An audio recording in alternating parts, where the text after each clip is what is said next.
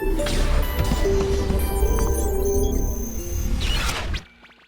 name is Ayo Makinde, and welcome us to this event, which is about addressing COVID-19 without corruption, implementing safeguards against corruption in COVID-19 spending in Nigeria. Mr. Kolawole Oluwadare. We've seen SERAP launch what we called a 10-point agenda in June 2020, this year. That is at the peak of COVID-19. And we've seen various initiatives of government too. We're going to Bureau of Public Procurement, the ICPC, and we had from the prominent one from the federal government from the Office of the Accountant General, which stipulates various mechanisms for spending of government and the various government actions in addressing the challenges brought up by COVID-19. So what we did then in June was to create a 10-point agenda that coalesced all these things into one to make it more easily understandable and to guide government actions. We launched that with various MDAs in attendance then in June. So now we're in November, and you would agree with me that with what we've seen and in the passage of time, it is not too late or too early. I would say it's just spot on to have a view of how these initiatives are fared vis-a-vis the various government actions on COVID-19. And there are many, and I'm sure most of us can bear witness to this, from the homegrown school feeding program, from the various cash palliatives and distributions of food items. Some people will say it was ordered, and some people will say it was looted.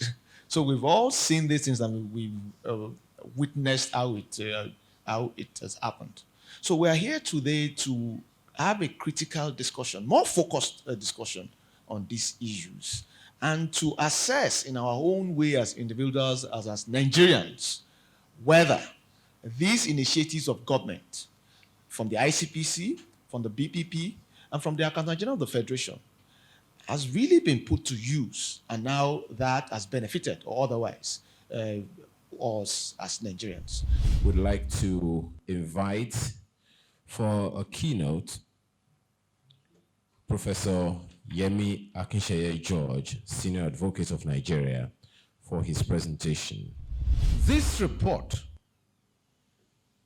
titled 10-Point Program of Action on Promoting Transparency and Accountability in COVID-19 Spending in Nigeria, opens with an introduction which highlights some of the key actions taken by the President Muhammadu Buhari administration to address endemic corruption in Nigeria. These include, according to the report, this include the famous presidential declaration that if we do not kill corruption, corruption will kill us.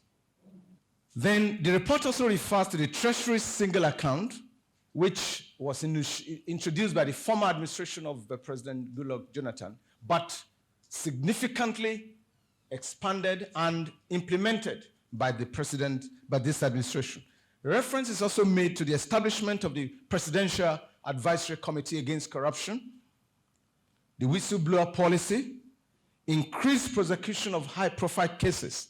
These are some of the actions mentioned in this report as steps taken by the government to address endemic corruption. However, the report quickly points out that there is overwhelming evidence of persistence of corruption in the country, notwithstanding those steps outlined above. So SERAP quickly adds that despite the foregoing measures, corruption remains endemic in the country, citing several facts as evidence in support of this assertion. First and foremost, lack of adherence to the rule of law. Then the report also identifies a further evidence of persistence of corruption in what is called routine failure of ministries, departments, and agencies of government to submit their accounts for audit review by the Auditor General of the Federation as required by the Constitution. This is the least that any department of government can do. Submit a report to the Auditor General of the Federation for verification, for further audit. This report identifies persistent failure and refusal by ministries, departments, and agencies to comply with this basic provision of the Constitution. Then what is the justification for this report? These factors provide justification for this report. So the huge public funds and private donations that have been committed to stop the spread of COVID-19 virus and address its consequences have prompted questions about the ability and commitment or sincerity of purpose of all tiers of government to ensure transparency and accountability in the use of the funds and the donations so far made. Now, what actions has SERAP taken in the past? SERAP and others, HIDA, and other organizations in the past. What actions have they taken to protect COVID-19 funds and donations? These actions are outlined in this report. In this report, in the introduction to this report, this includes advocacy for transparency, open letter to the president was written by SERAP, ICPC team for preventing mismanagement of special intervention funds, development by the ICPC of a framework for monitoring the spending of COVID-19 funds. The issuance by SERAP of over 40 freedom of information requests, 40 freedom of information requests, more than 40, related to COVID-19 spending. And then filing court cases to compel compliance with the COVID-19 requests. Then the report points out examples of transparency frameworks in the context of COVID-19. It talks about the various frameworks that have been established, that have been put in place, to protect the funds. Framework on delivering a transparent food ration distribution for the National Homegrown School Feeding Program that is highlighted in this report. Framework for the management of COVID-19 funds in Nigeria under the Treasury single account by the Office of the Accountant General of the Federation. Some of these are also exhibited as annexures to this report.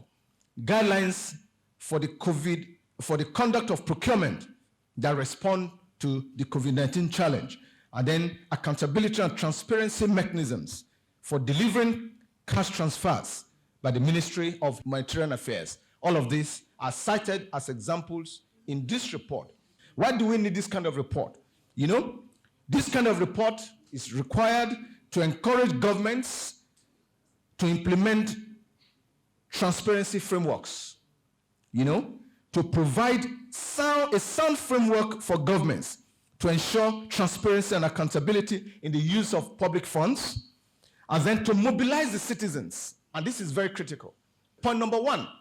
This is point number one of the program, of the SERAP's 10-point action program. It says, condemn corruption and mismanagement, investigate and prosecute all allegations of corruption, maintain zero tolerance. You make sure there's consistency. When people are aware that their actions will be probed, that their actions will be investigated, when there's certainty that there will be demand for accountability, people will watch the things that they do. Then point number two of the SERAP 10-point program, ensure access to information consistent with the Freedom of Information Act, open governance partnership commitments, etc., to foster citizens' collaboration.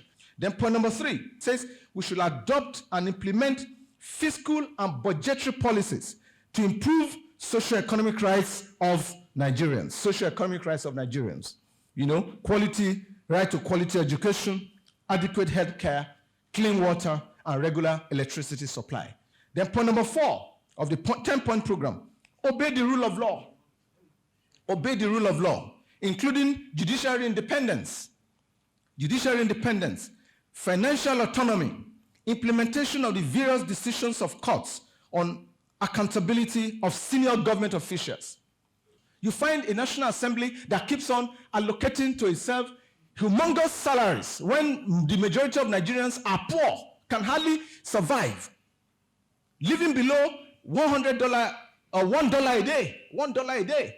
We find a National Assembly that continues to award to itself humongous salaries. And I have said it that this democracy is not sustainable the way it's going because of the huge expenses spent on political activities of the National Assembly and other political office holders. Then point number five, of SERAP's 10-point program, ensure openness of public procurement. Then point number 6 of SERAP's 10-point action program, it says reduce salaries and allowances of public officials. We cannot overemphasize this. Our senators and legislators are the highest paid in the world.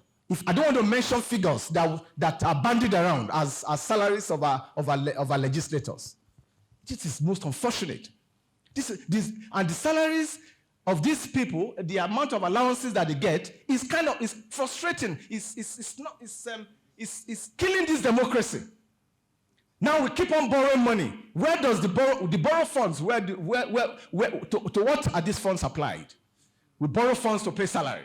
We borrow funds to maintain the opulent and expensive lifestyles of political office holders. You can see some of our politicians when they're driving on the street, 10 cars, 10 SUVs with all kinds of sirens. So SERAP is saying we need to reduce this, and I agree with SERAP on this point, and on all the other points made. We need to reduce salaries and allowances of public officials. Several other countries have done it.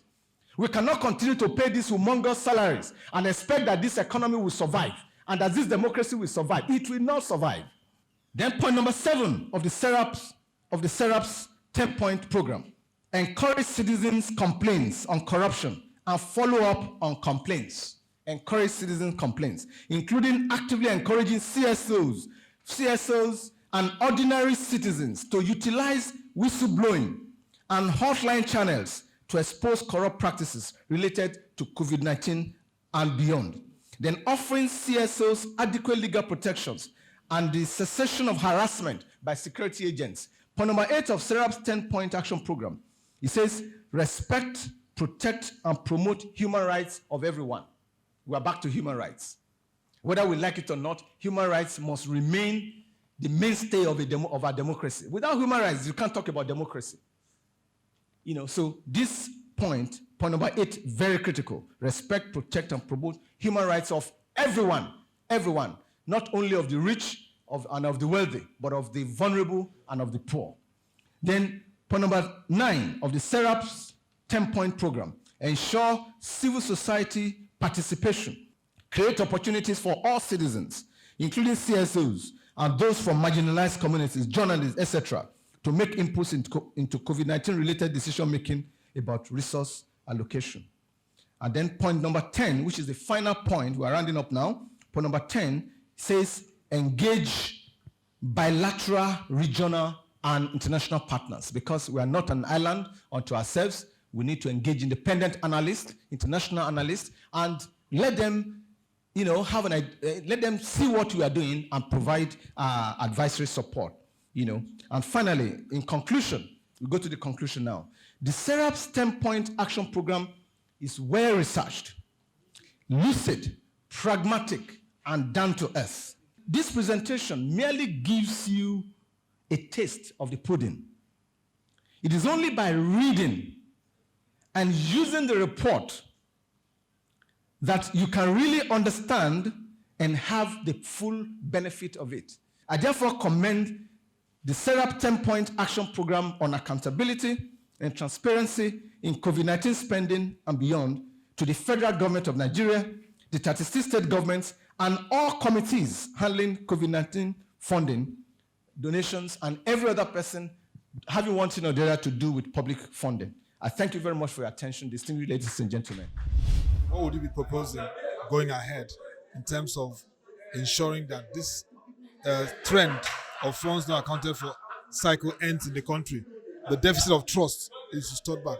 Yeah, well, of course, the deficit of trust is manifest across the country, and the responsibility of restoring the trust is that of the government, not of the citizens. Now, the government therefore has to make extraordinary efforts to demonstrate its commitment to the well-being of the majority of the people and its willingness to open up its own activity to inspection. So through this inspection, the people can tell that the government is doing their willing. The fact that government activity is opaque, is hidden, is mired in controversy and conspiracy does not lend anything to the trust deficit which exists already.